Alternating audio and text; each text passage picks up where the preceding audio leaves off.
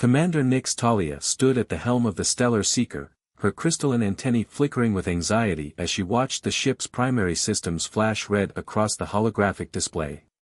The research vessel's encounter with the Krigari pirates had left them with severe damage to their quantum drive and life support systems. Earth's atmosphere loomed ahead, their only hope for survival. "Status report, Lead Engineer Zax," she called out, her four-fingered hand gripping the control panel. Zax, a towering figure with iridescent scales, shook his head. "Critical failure imminent, Commander. We have maybe 20 minutes before total systems collapse. The geological survey equipment we were carrying is completely destroyed." "Better the equipment than us," Nix muttered. "Lieutenant Voss, what's our best landing option?" The navigation officer, their skin a shifting pattern of blues and greens, pulled up a detailed scan of the surface below. "There's a settlement in what they call Kazakhstan. Remote enough to avoid major attention, but with signs of industrial activity. It might be our best chance for finding materials for repairs." The Stellar Seeker broke through Earth's atmosphere with all the grace of a wounded animal. Their stealth systems, at least, were functioning enough to avoid immediate detection by Earth's primitive radar systems. As they descended, Nix could make out the sprawling complex below, what appeared to be a spacecraft manufacturing facility, though far less advanced than anything in the Galactic Alliance. They landed hard in a field just outside the facility's perimeter, the impact sending tremors through the ship's failing structural integrity field. Through the view screen, Nix could see lights coming on in the facility, and vehicles beginning to move in their direction. "Well," she said, straightening her uniform, "looks like we're about to make first contact ahead of schedule. Zax, grab whatever translation equipment still works. Voss, you're with me." As they emerged from the ship, emergency lights casting an eerie glow across the Kazakhstan steppe, they found themselves facing a group of humans approaching in rugged vehicles. Leading them was a tall woman with weather-beaten features and practical work clothes, flanked by what appeared to be a security team and several people in engineering uniforms. The human woman raised her hands in what Nix recognized from their cultural briefings as a peaceful gesture. "I'm Director Katya Volkov," she called out in Russian, which their partially functioning translator rendered in halting Galactic standard. "We saw your landing. Do you need assistance?" Nix stepped forward, activating her own translator. "Commander Nix Talia of the Galactic Alliance research vessel Stellar Seeker. We've sustained heavy damage and require emergency repairs." Director Volkov's eyes widened slightly at the translator's function, but she maintained her composure. "You've landed at the Baikonur Cosmodrome. We're not exactly equipped for extraterrestrial vessels, but we have some of the best aerospace engineers on Earth. We can help."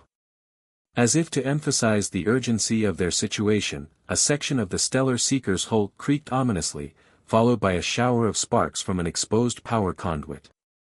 "Dmitry, Agorim," Volkov called to two of her engineers. "Get your teams and equipment. Whatever they need." She turned back to Nix.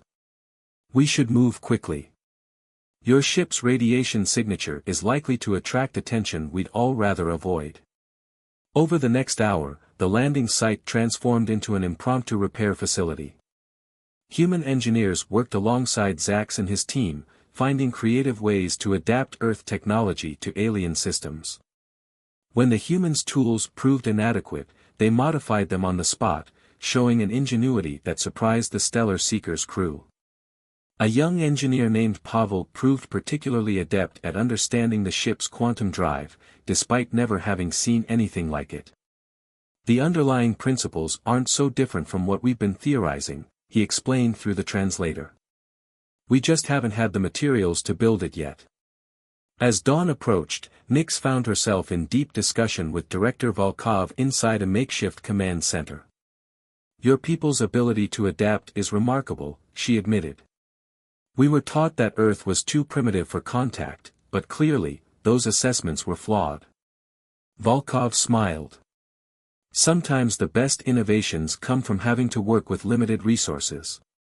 We've been reaching for the stars for generations, we just needed a little help to get there. A loud alarm from the ship interrupted their conversation. Zax burst into the command center, his scales pulsing with urgent patterns. "Commander, we have a problem. The quantum core is destabilizing. If we can't contain it." He didn't need to finish the sentence. Everyone present understood that a quantum core breach would be catastrophic. The first part of their story had ended on a cliffhanger, but a new chapter of human-alien cooperation was about to begin, if they could survive the next few hours. Director Volkov's face hardened as she processed Zax's warning about the quantum core. "How long do we have?" 3 hours at most, Zax replied, his scales now pulsing a deep crimson. "The containment field is failing faster than we anticipated. The pirate attack must have damaged the core's crystalline matrix more severely than our initial scans showed." Pavel, who had been quietly observing from the corner, stepped forward. "Director, what about the experimental magnetic containment system we've been developing for the fusion project?" Nix's antennae twitched with interest. "You have magnetic containment technology?" "Prototype stage," Volkov explained, already reaching for her secure phone. "We've been developing it in partnership with the International Thermonuclear Experimental Reactor Team. It's not tested for quantum applications, but the underlying principles could work," Zax interrupted, his scales shifting to a more hopeful blue-green. "If we can modify the field harmonics to match our quantum frequency." "Get me Dr. Yuki Tanaka on video call immediately," Volkov ordered one of her staff. "And I want the containment unit transported here within the hour." The next 30 minutes became a blur of activity. Dr. Tanaka, a brilliant physicist with an unorthodox approach to particle containment, joined them virtually from her lab in Osaka. Her eyes lit up when she saw the alien technology, and she immediately began rapid-fire discussions with Zax about quantum harmonics. "The challenge," Dr. Tanaka explained, her hands moving animatedly as she spoke, "isn't just containing the quantum energy. We need to stabilize the matrix itself. Like trying to rebuild a crystal while preventing it from shattering further." Lieutenant Voss, who had been quietly analyzing data streams, suddenly straightened. "What if we don't try to rebuild it? What if we let it shatter, but in a controlled way?" The humans looked confused, but Zax's scales rippled with excitement. "Of course. Like the Horixian glass shapers. They break their crystals along precise lines to create new patterns." Pavel snapped his fingers. "We could use the magnetic field to guide the breakdown, channel the energy into a new configuration. The containment system could act as a template." As they worked, other differences between human and alien approaches became apparent. Where the Galactic Alliance relied on precision tools and predetermined solutions, the humans constantly improvised, creating hybrid tools from available materials and suggesting unconventional approaches that would have scandalized traditional Alliance engineers. An older engineer named Ibrahim proved particularly resourceful, using modified mining equipment to help channel the quantum energies. "In Kazakhstan, we learned to work with what we have," he explained while calibrating a laser array. "Sometimes the best solution isn't the fanciest one." The cultural exchange went both ways. The humans were fascinated by Zax's ability to process multiple data streams simultaneously through his scale's natural quantum sensitivity, while the aliens were impressed by humans' intuitive grasp of chaos theory and their ability to find patterns in seemingly random phenomena. As they worked through the second hour, Nix found herself revising many of her preconceptions about humans. Their classification as a primitive species had clearly been based on their level of technology, not their potential or their problem-solving abilities. "You know," she said to Volkov as they watched their teams work together, "in the Alliance, we have strict protocols for everything. Centuries of accumulated best practices. But your people just adapt." Volkov nodded, a slight smile playing at her lips. "Sometimes too much knowledge can be a constraint. When you don't know something supposed to be impossible, you're free to try anyway." The arrival of the magnetic containment unit marked a crucial turning point. It was massive, far larger than Nix had expected, and required careful coordination between human and alien teams to integrate with the Stellar Seeker's systems. Dr. Tanaka's voice guided them through the complex process of synchronizing the magnetic fields with the quantum frequencies. But as they approached the final stage of implementation, a new problem emerged. The power requirements for the combined system exceeded what either the human facility or the damaged ship could safely provide. They needed another solution, and they needed it fast. The quantum core's deterioration was accelerating. Pavel, who had been studying the ship's secondary systems, spoke up. The geological survey equipment that was destroyed, what exactly was it designed to measure? Zax explained that it was meant to analyze planetary core dynamics through quantum resonance mapping. So it had its own power source. Pavel pressed, his eyes bright with an idea. Yes, but it was. Zax's scales suddenly flashed with realization. It was quantum shielded. The shielding might have protected the power cells. As the second part of their ordeal drew to a close, they had found a potential solution, but implementing it would require entering the most damaged section of the ship, where radiation levels were far beyond human safety limits. The next phase would test not just their technical skills, but their trust in each other, as both species would need to risk everything on their hybrid solution. Nix looked at the determination on the faces around her, human and alien alike, and felt a surge of hope. They had already accomplished the impossible once today. Perhaps they could do it again. The twisted corridor leading to the ship's damaged section loomed before them like the throat of some ancient beast.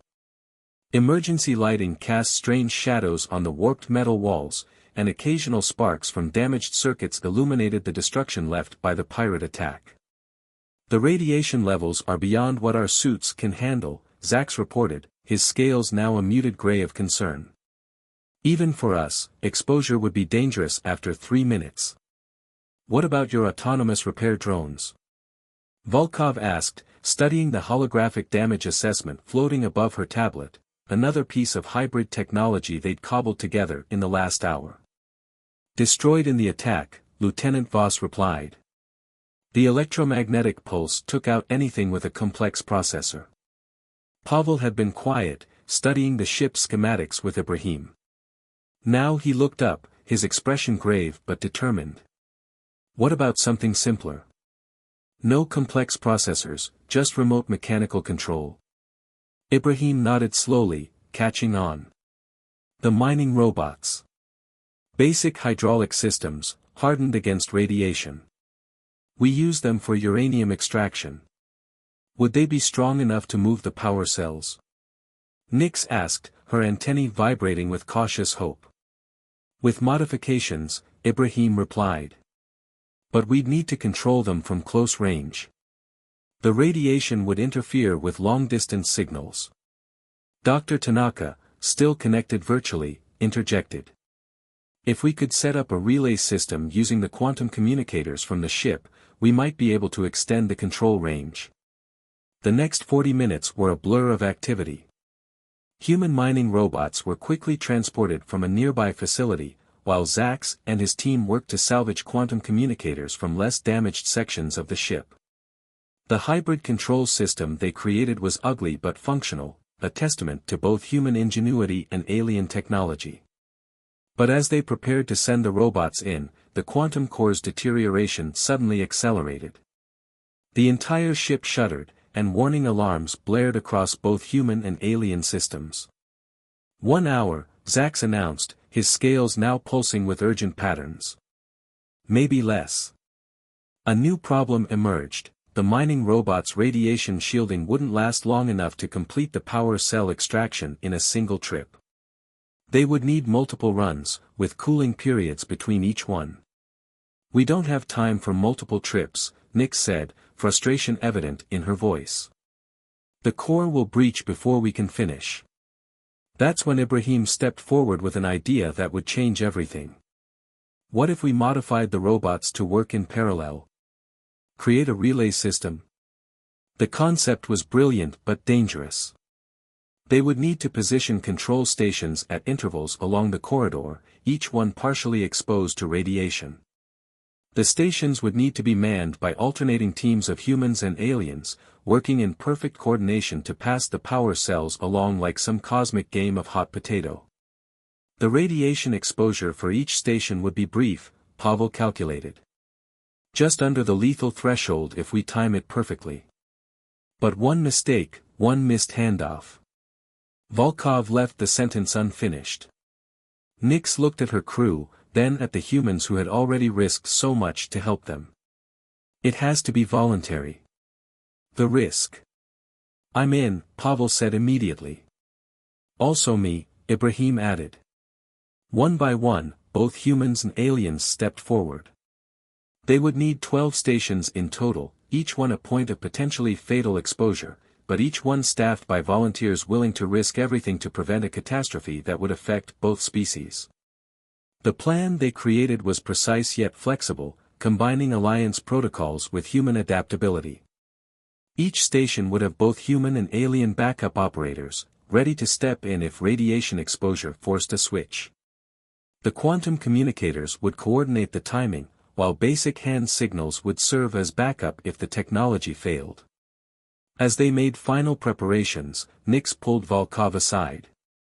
Why are your people willing to risk so much for us? We're not even supposed to be here. Volkov's answer was interrupted by another violent shudder from the ship. Because that's what humans do, she said simply. We help. And maybe we're proving something, to ourselves as much as to you. They began their desperate operation with 40 minutes until core breach.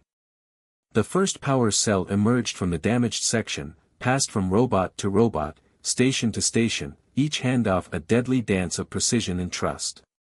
Despite their different anatomies, despite the language barriers, despite their vastly different technological backgrounds, humans and aliens moved as one. When the first operator started showing signs of radiation sickness, their backup stepped in seamlessly. When one of the robots began to fail, human engineers improvised repairs on the spot while their alien counterparts compensated for the delay. But as they approached the halfway point, a more serious problem arose. The quantum core's deterioration was affecting the ship's artificial gravity. In the damaged section, objects began floating unpredictably, threatening to turn their carefully planned relay into chaos. They were running out of time, and their carefully laid plans were unraveling. Yet somehow, this crisis would reveal the greatest strength of their unlikely partnership, the ability to adapt and trust when everything was on the line. The failing gravity turned their precise relay system into a three-dimensional challenge. Power cells now had to be tracked through floating debris while radiation levels continued to climb. But rather than panic, the combined teams adapted with remarkable speed. The floating debris, Pavel called out from his station, wiping sweat from his brow. We can use it to our advantage. Ibrahim, monitoring the mining robot's performance, caught on immediately. Like a solar sail catching wind. We can create current patterns. Zaxa's scales flickered with understanding. The ship's remaining ventilation systems, if we reverse them. They quickly modified their strategy. Using the ship's damaged systems to their advantage, they created artificial air currents that helped guide the power cells along their intended path. The humans' experience with fluid dynamics combined perfectly with the aliens' quantum technology, turning chaos into a controlled flow. Dr. Tanaka, still coordinating from her lab in Osaka, helped them calculate the perfect timing for each burst of air. What had been a crisis became an elegant dance of physics and cooperation. Power cells now moved faster than before, guided by their engineered air currents. But the cost was mounting. 3 humans and 2 aliens had already reached their radiation exposure limits. The remaining team members pushed harder, knowing they couldn't afford to lose more time bringing in fresh replacements. With 15 minutes until core breach, they retrieved the final power cell. Now came the most dangerous part, integrating these cells with the magnetic containment system while the quantum core was in full destabilization. Part 5, A New Understanding. The integration required split-second timing. The human magnetic containment system had to synchronize perfectly with the alien quantum technology, all while the core's erratic behavior threatened to tear the ship apart. "The frequencies aren't matching," Zax reported, his scales now almost white with stress. "The power cell's output is too unstable." That's when Volkov made a decision that would be remembered in both human and alien histories. "Your sensors are more accurate than ours," she said to Zax, "but our containment system is more adaptable. What if we let you be our eyes, and we'll be your hands?" What followed was unprecedented, humans operating their technology purely on alien guidance, trusting Zax's quantum-sensitive scales to direct their adjustments. Pavel and Ibrahim worked the containment controls while Zax called out variations in the quantum frequencies, his scales shifting colors faster than human eyes could follow. Nix and Volkov coordinated the effort, each trusting the other's expertise implicitly. The combination worked. The power cells stabilized, their energy merging smoothly with the magnetic containment field. The quantum core's deterioration slowed, then stopped. As the danger passed, exhausted humans and aliens looked at each other with new understanding. They had achieved something remarkable, not just saving the ship, but proving that their different approaches to technology and problem-solving could create something greater than either could achieve alone. In the days that followed, as the Stellar Seeker underwent final repairs, the implications of their cooperation became clear. The hybrid technologies they'd created in their desperate effort had applications far beyond emergency repairs. The human magnetic containment system, enhanced by quantum technology, represented a leap forward in fusion research. The aliens' quantum communications, adapted to work with simpler human systems, opened new possibilities for space exploration. But perhaps more importantly, they had shattered preconceptions on both sides. The Galactic Alliance could no longer dismiss Earth as primitive, while humans had proof that cooperation with alien species could yield unprecedented benefits. As the Stellar Seeker prepared for departure, Nix stood with Volkov, watching their teams exchange final information and farewell gifts. Pavel and Zax were deep in discussion about quantum harmonics, while Ibrahim showed some younger aliens how to improvise repairs with basic tools. "You know," Nix said, "when we first landed, I thought we were compromising our mission by revealing ourselves to humans. Now I realize we might have actually fulfilled a greater one." Volkov smiled. "Sometimes the best discoveries aren't the ones we plan for." The Stellar Seeker lifted off 3 days later, repaired and improved by human ingenuity. But it left behind more than just modified technology and grateful aliens. It left a legacy of trust and cooperation that would shape both species' futures. In the years that followed, the Baikonur incident, as it came to be known, would be cited as the turning point in human-alien relations. It proved that different species could not only work together but could achieve extraordinary things by combining their unique strengths. The quantum core that had nearly destroyed them had instead forged something new, a bridge between worlds, built on trust, ingenuity, and the simple human instinct to help those in need.